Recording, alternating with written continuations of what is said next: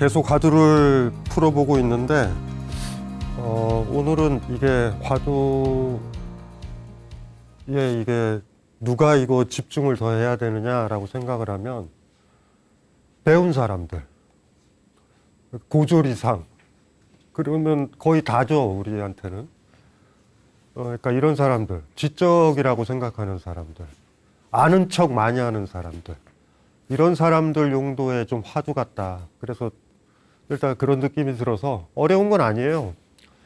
어떤 사람들을 만나면 막 그런 거 하는 사람도 있죠. 뭐 게테는 이렇게 말했고, 니체는 이렇게 말했고, 금강경에는 이런 말이 나오고, 그렇게 딱 얘기를 하면 우리는 일단은 말문이 막혀.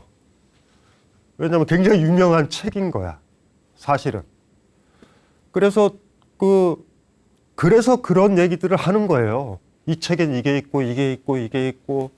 그 사람이 똑똑한지는 모르겠지만 그 사람이 자랑하는 건 뭐냐면 자기는 니체도 알고, 뭐 예를 들면 부처도 알고, 내지는 뭐 강신주도 알고, 뭐 누구도 알고 아는 척을 하는 거예요. 그냥 좀 지적이다라는 사람들.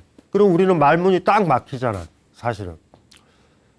어쩌면 그래서 우리가 많이 배우는지도 몰라요. 저 사람 말문을 막기 위해서. 아무 도움도 안 되거든요. 그리고 그런 니체를 알고 있는 사람이 왜 이렇게 자식은 또 못 가르쳐? 보면은 너무나 훌륭한 말을 하는데 삶은 엉망인 사람들도 많다고요, 사실은. 좀 그런 맥락에서 좀 들여다봐야 될 화두이기도 하다라는 그런 생각들. 먼저 한번 읽어볼게요. 그 운문화타라는 화두인데, 어느 스님이 물었다. 광명이 조용히 모든 세계에 두루 비치니.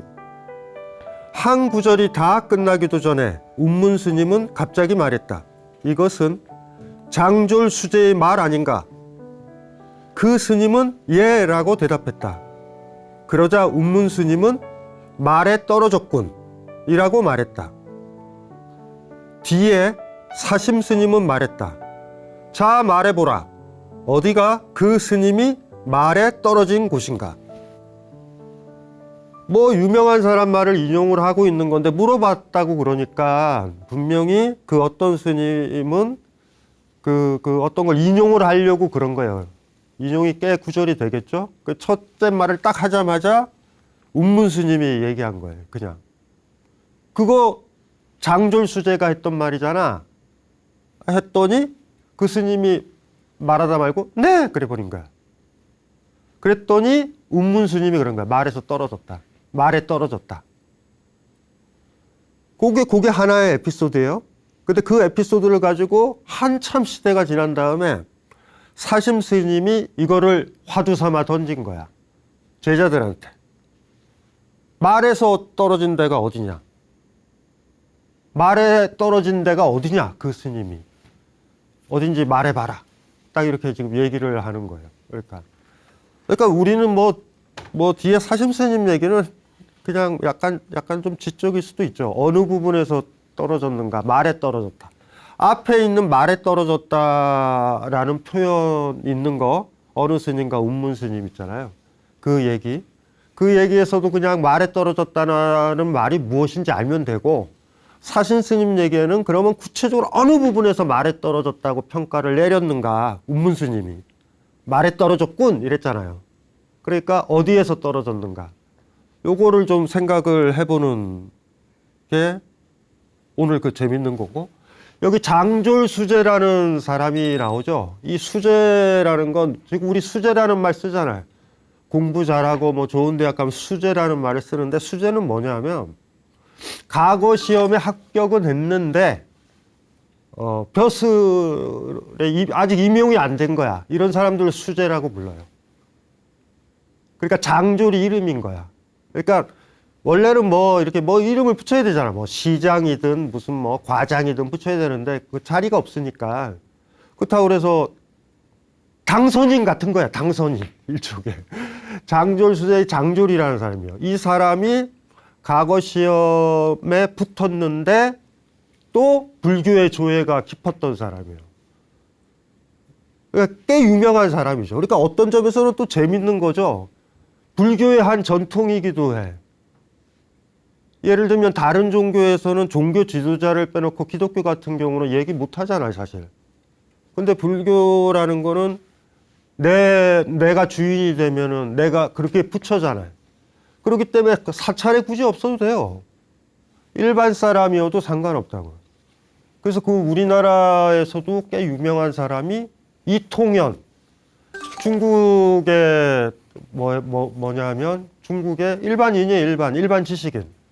신화엄경론이라고 화엄경에 대한 그 논문을 쓴 사람이에요. 일종의 긴 논문을, 박사 논문 같은 신화엄경론. 보조국사 진울서부터 우리나라 스님들한테 굉장히 큰 영향을 미치는 책이거든요. 스님이 쓴 게 아니에요. 그 이통현이라는 사람도 있고, 그 다음에 여기 장졸이라는 사람도 있어요. 그래서 이제 그 얘기를 하는 거죠. 뒷조사를 해야 되잖아요. 이게 무슨 얘기인데 어떤 얘기길래 어떤 스님이 운문 스님한테 했을까? 여기 화면에는 안 올라갈 거예요. 나중에 아마 방송 밑에는 여기 자막으로 올라갈 텐데, 그 장졸 수재가 썼었던 그 말이 꽤 유명해서 굉장히 쉽게 찾을 수 있어요. 오등해원이라는 책. 등잔 비유 기억나죠? 선불교는 전등사처럼 등불이 전달된다. 요거 굉장히 다른 느낌이에요, 많이. 왜냐하면 인도 불교에서는 굉장히 강한 게 수레의 비유야. 법륜. 불법의 수레. 그런데 동아시아에 들어오면서 비유가 수레가 아니라 등불로 변해요, 많이. 그러니까 제가 누누이 얘기했잖아요. 내가 예를 들면은 사과나무다. 그러면 사과나무가 타올랐을 때, 그러면 그 불빛의 색깔과 배나무나 다른 나무가 타올랐을 때 불빛은 다르죠. 불은 불인데. 부처는 부처인데 다르다고. 그런데 예를 들면 사과나무가 녹색 불빛이 났는데 배나무가 녹색 불빛이 났다. 그러면 이거 가짜인 거야. 있을 수가 없는 거야. 흉내낸 거야. 그래서 이 불빛 비유가 굉장히 재밌어요, 사실. 다른 사람 불에 의지하는 게 아니에요. 날파리처럼 저기 불 있다 그래서 쪼르르륵 가가지고 그런 게 아니야. 내 삶을 내가 비추는 거죠, 이 주변을. 그러니까 주인의 비유로는 굉장히 괜찮죠. 인도 불교의 비유는 오히려 수레의 비유가 많아요. 그래서 예를 들면 대승, 소승만 하더라도 그 승이 수레 승자잖아요. 작은 수레, 큰 수레. 그리고 그 바퀴를 법륜이라고 그러거든요. 그러니까 그게 뭐냐면 가르침의 수레바퀴라는 소리예요. 그래서 초전 법륜이라는 말 많이 쓰죠. 첫 번째 바퀴를 언제 움직였는가. 첫 번째. 그런 얘기들도 많이 해요. 근데 이제 동아시아에 들어오면서 그게 다 심플해진 거예요. 왜냐하면 불교 바퀴라고 그러면 뭔가 진문계고 누군가한테 흔적을 남기고 바퀴가 길을 가면서 땅에 흔적을 남기고 이런 느낌이잖아요. 저 사람도 불이 펑 터지는 그런 느낌은 아니잖아. 그래서 이 동아시아 불교, 선불교든 동아시아 불교에 보면 등불 얘기랑 등 얘기가 많이 나와요. 여기도 오등해원이라고 해서 등자가 이미 그 등잔이야, 등잔. 여기에 전체가 나오니까 장졸수재가 아까 제일 처음에 했었던 얘기가 뭐였어요? 광명이 조용히 모든 세계에 두루 비치니까지만 얘기를 했잖아요. 네. 그러면 전체 그 식구가 어떻게 되는지 제가 천천히 읽어 드릴게요. 왜냐하면 이 구절은 굉장히 중요한 구절이에요. 이 구절, 장졸이 잘못 얘기했다가 지금 포인트가 아니란 말이에요, 지금. 이 얘기 정도가 선불교라든가 어쩌면 불교의 정수를 요약할 수 있는 어떤 구절이다. 이렇게 생각하셔도 되거든요. 그러니까 스님들 사이에서도 그게 문제가 된 거야. 너무나 근사한 얘기고 그 당시도 다 서로 얘기했던 얘기. 읽어드리면 이래요. 광명이 고요히 모든 세계에 두루 비치니 범부든 성인이든 생명을 가진 것들은 모두 나의 가족이네. 어떤 잡념도 일어나지 않아야 온전한 모습이 그대로 드러나지만 감각의 작용들이 일어나자마자 온전한 모습은 구름에 가려버리네. 번뇌를 끊으려는 것은 번뇌의 병만을 증가시키고 진여에 나가려는 것도 또한 바르지 못한 일이네. 세상의 인연에 따라 어떤 장애도 없다면 열반과 생사도 모두 헛된 꽃과 같을 뿐이네. 이게 시예요. 처음에 딱 읽어들어서 들은 다음에 바로 이해되는 거는 불가능하니까 한 구절씩 읽으면서 제가 풀어드릴게요. 광명이 고요히 모든 세계에 두루 비치니. 아마 이 광명은 마음일 수도 있을 거예요. 그러니까 아주 작은 마음, 나만 생각하는 마음이 아니라 나를 생각하지 않는 마음이 됐을 때, 그러니까 나에 사로잡히지 않고 무언가에 집착하지 않을 때 산책을 하더라도 주변 것들이 보이잖아요. 일단은. 그러니까 작게는 나 하나도 못 비치지만 크게는 다 비칠 수도 있어요. 그런 생각을, 그런 비유일 수도 있겠다 이렇게 생각을 하시면 되고, 범부든 성인이든 평범한 사람이든, 성인이란 말은 부처를 얘기하니까, 그러니까 평범한 사람이든 부처든 생명을 가진 것들이 모두 나의 가족이네. 생명을 가진 것들은 다 내 가족이다. 여기서 당연히 알겠죠. 내 가족이니 남의 일이 아니잖아. 그 사람한테 탐욕을 부리겠냐고. 아, 세상 사람들은 다 내 가족이야. 생명은 다 내 가족이야. 그런데 그걸 어떻게 죽이고 때리고 학대하고 그래. 그러니까 어떤 가족에서 최근에 그런 문제 많잖아요. 자기가 낳은 아이인데 아이를 괴롭힐 때 있잖아. 그건 내 가족이 아닌 거예요. 나한테만 국한되어 있는 거야. 법적으로는 가족인데.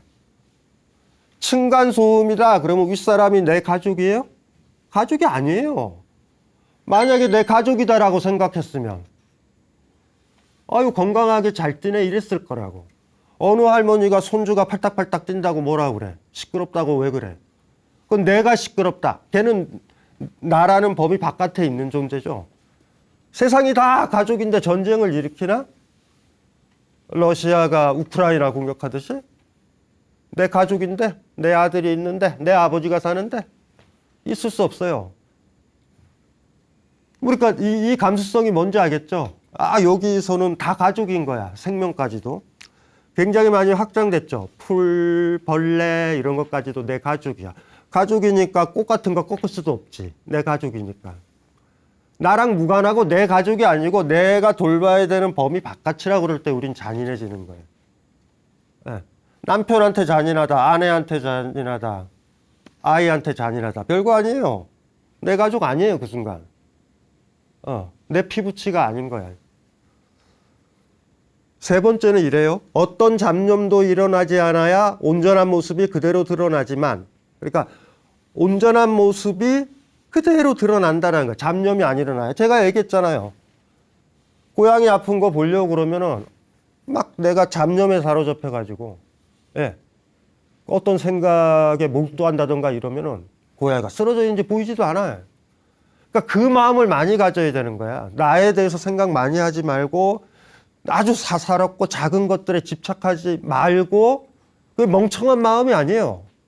맑은 마음 같은 거예요. 뭐든지 담아둘 수 있는 넓은 마음이 돼서 산책을 하면 계절의 변화도 들어오고 뭐 또 다 들어온다고. 근데 내 마음이 있잖아요. 막 다른 거에 막 그 마음이라는 그릇에 다른 것들이 담겨져 있으면 다른 걸 못 담잖아. 무슨 말인지 이해되시죠? 그래서 어떤 잡념도 일어나지 않아야 온전한 모습이 그대로 드러난다. 이건 뭐 어렵지 않아요? 감각의 작용들이 일어나자마자 온전한 모습은 구름에 가려버린다. 감관이라고 하는 것들을 눈, 귀, 이런 것들이지만 조금 더 구체적으로 가면은 육체적인 것들, 우리의 본능적인 이기주의 같은 것들. 난 많이 도와주고 싶죠? 근데 나 배고프면. 우리 죽을 때까지 살아있기 때문에 생기는 이기주의 있잖아요.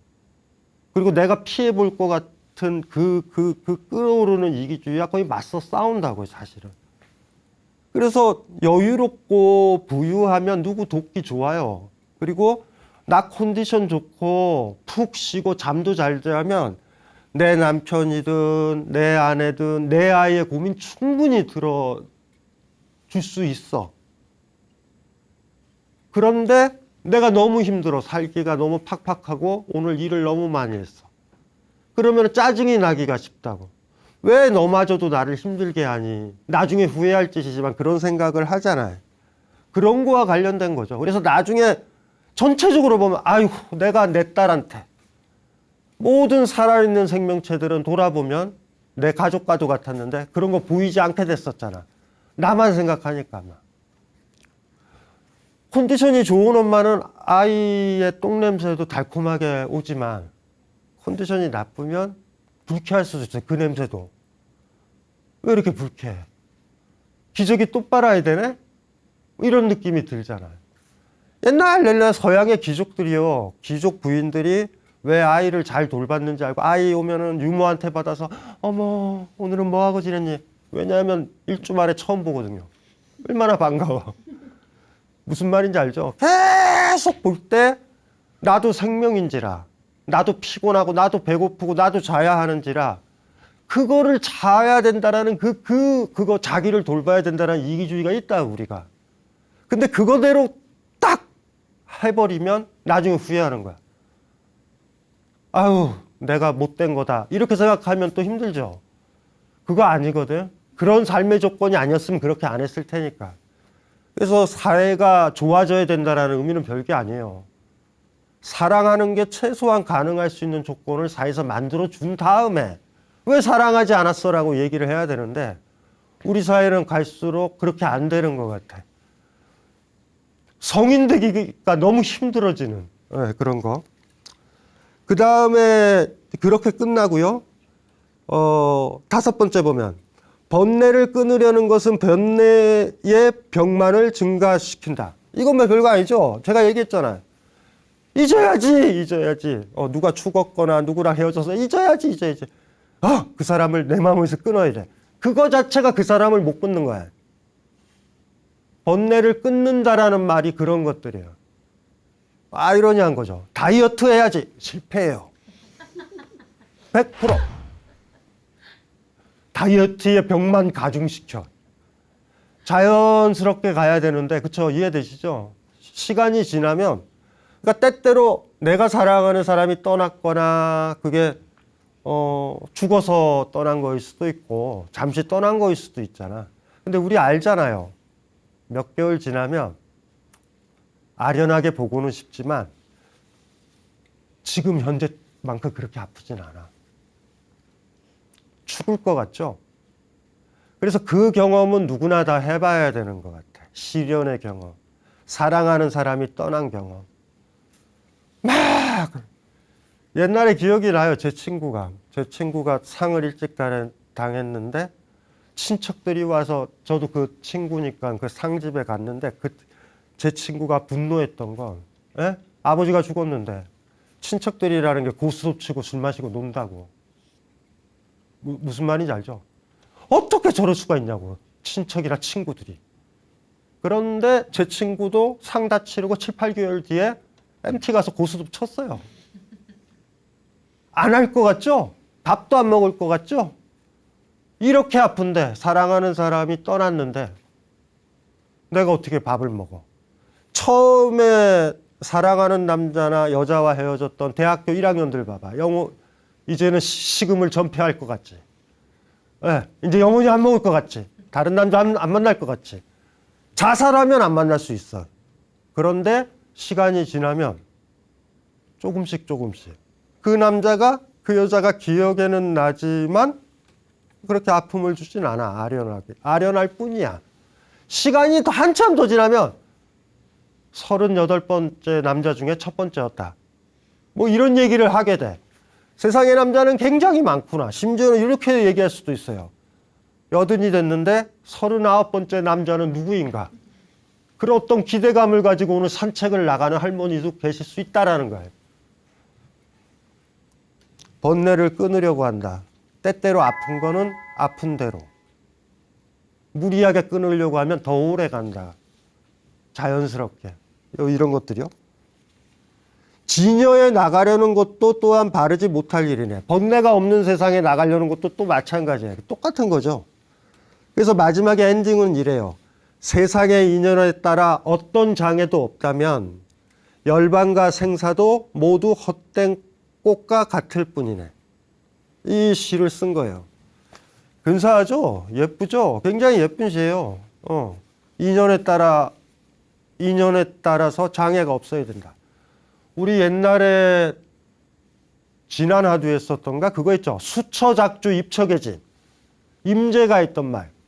이르는 곳마다 주인이 되면 내 앞에 펼쳐지는 게 다 참되다라고 얘기했잖아. 이 장졸이라는 사람도 세상의 인연에 따라 어떤 장애도 없다면 열반과 생사도 모두 헛된 꽃과 같을 뿐이네. 이렇게 이제 끝나는 거예요. 이게 이제 그 당시에 유행이 된 거예요. 그래서 이거를 이제 얘기를 한 거죠. 다시 한번 저 화두로 한번 가보세요. 첫 번째를 얘기한 거야, 저게. 이 장졸의 이 글을 뭐라고 그래야 되나? 불교의 에센스? 내지는 어쩌면은 이 스님은 뭔가 물어보려고 그랬던 것 같아. 외웠어요. 자기의 이게 뭐 인용문처럼. 강명이 조용히 모든 세계에 두루 비치니 하면서 일단은 물으려고 그랬대가 운문 스님한테. 쫙 얘기가 저 구절을 딱 얘기했어요. 8개 구절 중에 한 구절만 얘기했어. 그랬더니 운문이 뭐라고 그래? 장졸수재가 했던 말 아니야. 그러니까 여기서 재밌는 건 운문 스님도 알아. 이 말 유명한 말이에요. 그랬더니 그 상대방 스님이 장졸수재의 이 말들 중에 이해가 안 되는 부분이 있었을 거야. 그거 묻기도 전에 장졸수재 말 있잖아. 딱 그랬더니 그 스님이 네! 그랬어요. 그랬더니 뭐라 그래요? 말에 떨어졌다. 야, 이게 우리가 얘기를 해봐야 된다라는 거예요. 말에 떨어졌다라는 게 뭘까? 말에 떨어졌다. 20세기 초반부에 모르겠어요. 힘들게 살아서 그런지 몰라도 20세기 초반부에 좀 서양의 천재적인 지성인들은 동구권 사람들이 굉장히 많아요. 의외로. 예를 들면 양자역학만 해도 폰 노이만 같은 사람 굉장히 유명하죠. 게임 이론서부터 우리가 알고 있는 게임 이론 있죠. 경제학의 게임 이론, 양자역학, 수학부터 천재예요. 천재 거의. 그리고 굉장히 많아요. 그렇게. 그중에 제가 저만 간혹 얘기를 하는데 거의 얘기는 안 했다. 어느 글에 잠깐 인용을 했던 사람인데 코르지프스키라는 사람이 있어요. 체코 출신. 미국에서 활동했던. 이 코르지프스키가 했던 이 말을 오늘 이 화두 푸는데 도움이 될 것 같아.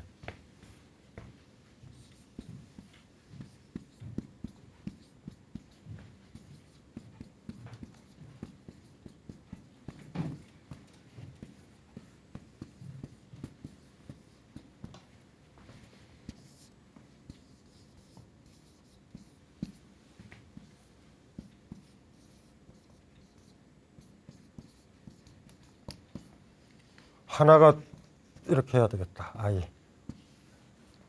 영토요. 테리토리. 지도는 영토가 아니다. 너무 자명한 말인데 외우고 살아야 돼.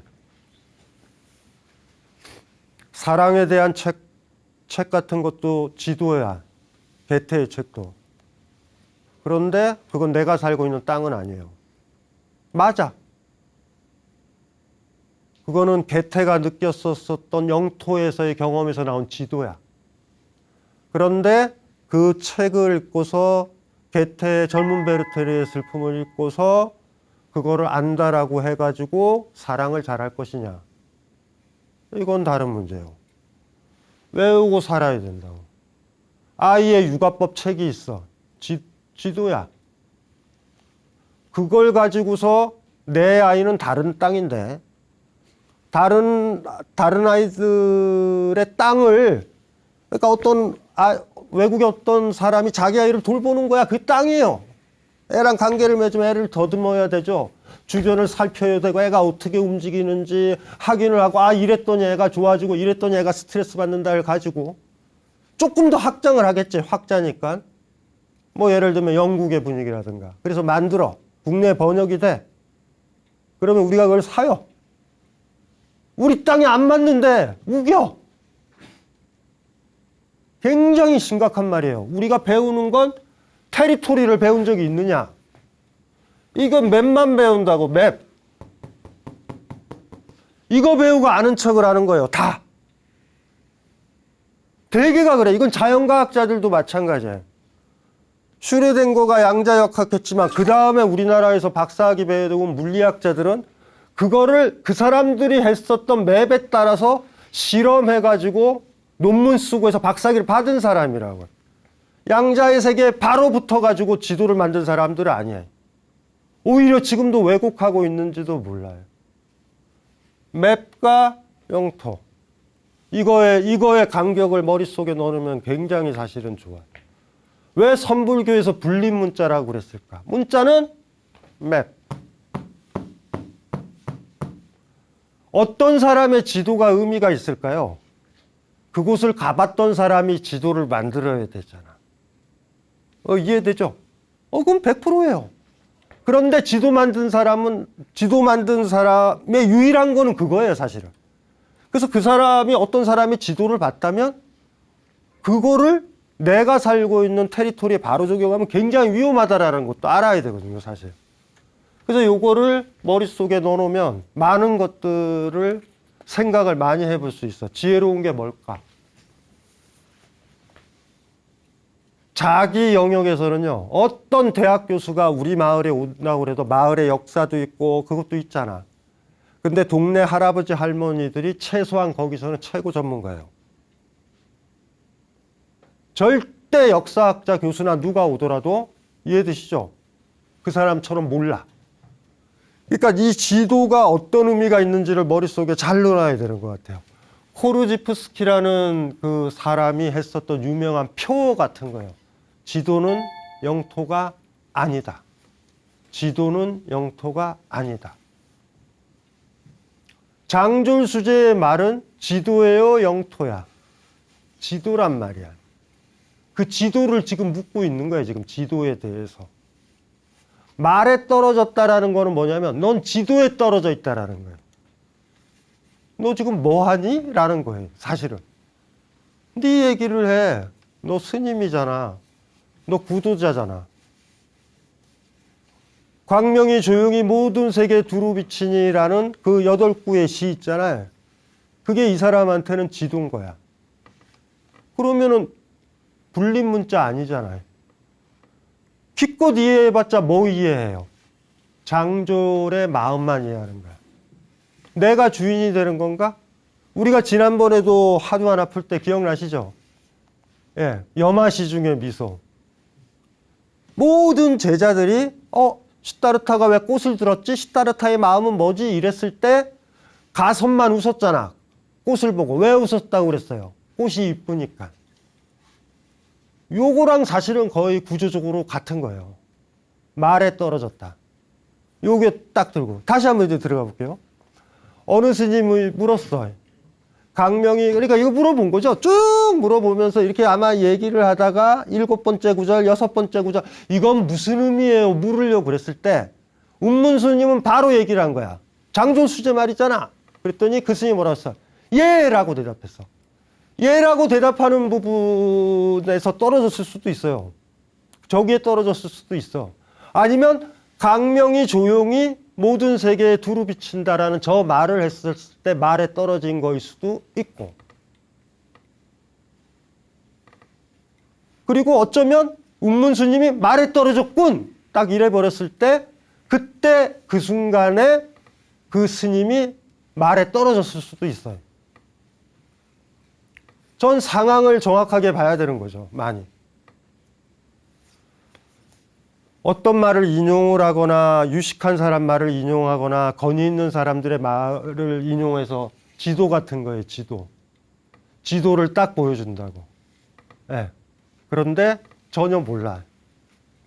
여행을 많이 간 사람들 경우만 지도가 얼마나 영토랑 무관한지 알 거야. 진짜 많이 간 사람. 진짜 많이 돌아다닌 사람은요, 지도가 참고 자료일 뿐이다를 알아. 지도 맹신하지 않아요. 지도에서 안 그려놓으면은, 그쵸? 안 그려놓은 부분도 있잖아. 지도를 맹신하면 안 그려놓은 좋은 부분도 못 간다? 여러분도 경험하잖아요. 우리 지금 생활이 얼마나 복잡해졌어요. 지도가 지배하는 세계예요, 지금은. 자동차 타봤잖아요.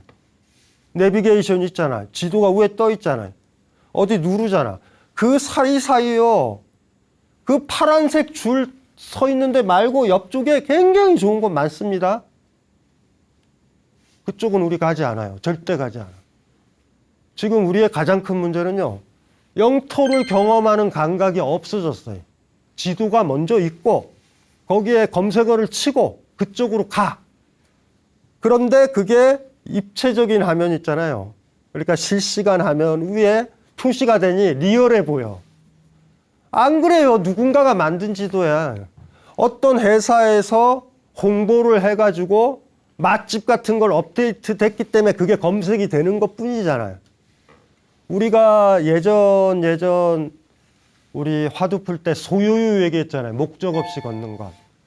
그거랑 같은 전통이기도 해요. 이거 자체가.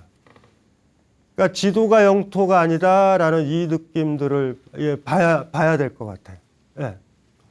그 다음에 이제 뒤에 사심 스님이 또 말했잖아. 어디가 그 스님이 말에 떨어진 곳인가. 말에 안 떨어지려면 어떻게 해야 되죠? 장졸의 이야기를 얘기를 안 해야 되나? 아니면 운문 스님이 야 그건 네 말 아니잖아. 장졸의 말이잖아. 라고 했을 때 예! 이게 문제인가? 어디가 문제인 것 같아요? 이게 이제 여러분들이 고민을 해봐야 되는 것 같아요. 굉장히 중요한 거예요. 이제 남의 말을 쓰지 말자. 남의 지도를 쓰지 말자. 라는 건 맞아. 그런데 남의 지도를 쓸 수 있는 사람은 있어요. 그곳에 가본 사람은. 그 지도를 쓸 거야. 쓰긴 쓰되 어떻게 쓰죠? 수정을 하겠지. 에이 처음 지도 가짜야. 저기 가면 복숭아 꽃밭이 있는데 그 표시가 안 됐어 해가지고 지도에다 그릴 거 아니야. 직접 가보니까 그리는 거 아니에요.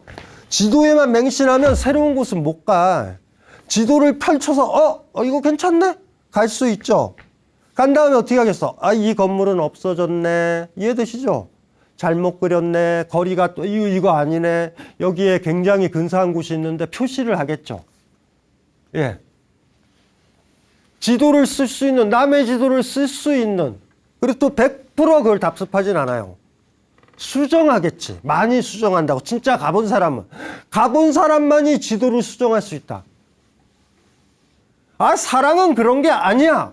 라고 얘기할 수 있는 사람은 지금까지 게테나 누구로부터 사랑 얘기를 너무 많이 들었는데 내가 해보니 게테는 올드하다. 이해되시죠? 해본 사람만이 알아. 하지만 이 사람이 게테는 사랑을 몰라 이러진 않아요. 게테의 사랑을 얘기했던 젊은 베르테르의 슬픔이라는 지도는 수정되어야 한다. 너무나 올드한 시절의 얘기다. 사실 그것 때문에 새로운 지도를 만드는 사람, 새로운 작가들이 탄생하기도 하는 거잖아요. 예. 제가 이렇게 이 얘기가 갑자기 강명이 조용히 모든 세계에 두루 비치니 막 이런 거 나오니까 골치 아프잖아. 그런 생각하지 말고 아주 리얼하게 한번 얘기를 해보자고요. 내가 어떤 사랑하는 여자가 생겼어요. 제가 이 사람한테 프로포즈를 해. 예? 그러면서 이렇게 얘기해요. 제가 올드하게 할 거예요.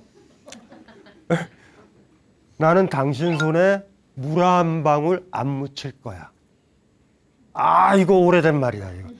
아니야, 그러니까 고개를 흔들지 말아요. 그건 사랑하는 사람이면 물 묻히게 하고 싶지 않아. 내가 한다고. 그런데 아직도 나한테 자꾸 물을 묻히게 한다. 그러면 그 남자야 사랑이 식은 거예요, 100%. 그냥 받아들여야 돼. 딱 그랬어요, 이제. 나는 당신 손에 물 한 방울 안 묻힐 거야. 그럴 때 이쪽에 있는 여자분이 이럴 수 있잖아. 그거 옛날 사람이 했던 얘기잖아. 그때 제가 그런 거예요. 네. 요 문맥에서 생각을 해봅시다. 이 사람이 나한테 그거 얘기할까요? 그렇게 질문할까? 우리가 쓰는 사랑해라는 말 다 배운 단어예요. 누군가가 썼던 말이야. 오랫동안. 그냥 얘기하면 돼요. 사랑하면. 그런데 저 사람이 사랑했던 말은 옛날 사람들이 다 써왔잖아. 누군가 다른 사람이 써왔잖아. 할아버지도 증조 할아버지 때도 서양에서도 I love you라고 썼잖아. 왜 다른 사람 말을 써? 라고 묻지 않는다고요. 이 사람은 보통. 내가 사랑하니까. 그럼 말에 안 떨어져요. 잘못됐다. 그러면 이 사람한테 퍼펙트하게 새로운 말을 내가 해야 되는 거야. 진짜 사랑해 하면은 양쪽 문맥에서 그 얘기가 안 나온다고요. 말에 떨어졌다는 이런 얘기가 나오질 않아. 1000년 전에도 사랑해요라고 쓰고 1000년 뒤에도 쓸 거야. 그런데 말에 떨어진 건 뭐예요? 사랑하지 않은데 말만 쓰는 거라고. 사실은.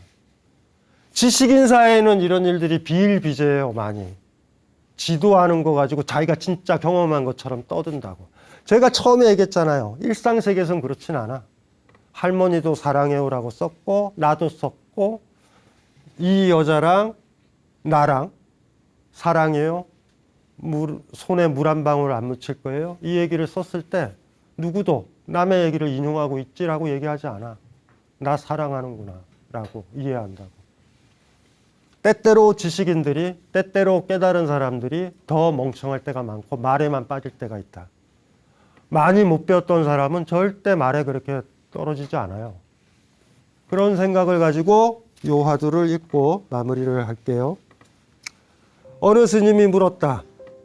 광명이 조용히 모든 세계에 두루 비치니 한 구절이 다 끝나기도 전에 운문 스님은 갑자기 말했다. 이것은 장졸수제의 말 아닌가? 그 스님은 예 라고 대답했다. 그러자 운문 스님은 말에 떨어졌군 이라고 말했다. 뒤에 사심 스님은 말했다. 자 말해보라. 어디가 그 스님이 말에 떨어진 곳인가? 처음서부터 자기도 이해하지도 않고 경험하지도 못했던 자기 영토와도 관련 없는 말을 했을 때부터 말에 떨어진 것이기도 하고 장졸수제 말이 아닌가 라고 얘기했으면 그 말이 자기 깨우침이었다면 그냥 말하고 있으면 돼요. 그리고 운문 스님이 얼마나 무식해. 말하고 있는데 말을 끊어버린 거잖아. 근데 뭐라고 대답해요? 네. 말에 계속 떨어지는 거예요. 지금 자기가 말에 계속 떨어졌다라는 걸 보여주고 있는 것 같아. 확신에 차서 얘기할 수 있는 것. 내 진실하게 이 영토와 관련돼서 얘기하는 것. 그러면 뭐 확고부동하죠. 그래서 처음에 얘기를 드렸던 거예요. 너무 많이 배우면 말에 빠지고 지도에만 빠질 수 있다. 이게 지식인의 병폐다. 다 아는 것처럼 하지만 모든 거에 젬병인 사람들. 이럴 수도 있다. 불교도 마찬가지고요.